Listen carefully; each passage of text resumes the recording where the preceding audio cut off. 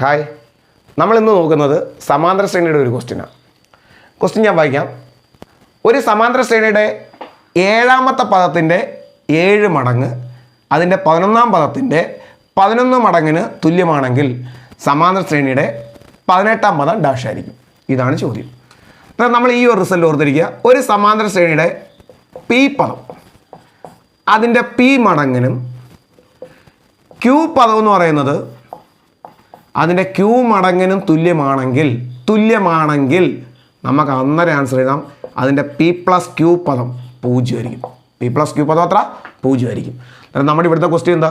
ഒരു സമാന്തര ശ്രേണിയുടെ 7ാം പദം എന്ന് പറയുന്നത് ഒരു സമാന്തര ശ്രേണിയുടെ 7ാം പദത്തിൻ്റെ 7 മടങ്ങ് അതിൻ്റെ 11ാം പദത്തിൻ്റെ 11 മടങ്ങിന് തുല്യമാണെങ്കിൽ തീർച്ചയായിട്ടും 11 7 കൂട്ടുമ്പോഴല്ലേ 18 വരുന്നത്. അങ്ങനെയാണെങ്കിൽ അതിൻ്റെ 18ാം പദം എത്ര ആയിരിക്കും എന്നറിയാം? 0 ആയിരിക്കും. ഇനി നമുക്ക് വേണമെങ്കിൽ ഒരു ക്വസ്റ്റ്യൻ എഴുതാം.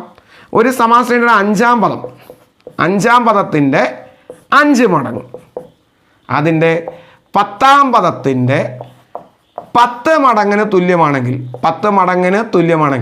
തീർച്ചയായിട്ടും 10 5 കൂടെ കൂട്ടുമ്പോൾ എത്ര? 15 അല്ലയോ? അങ്ങനെയാണെങ്കിൽ അതിൻ്റെ 15ാം പദം എത്ര ആയിരിക്കും? 0 ആയിരിക്കും.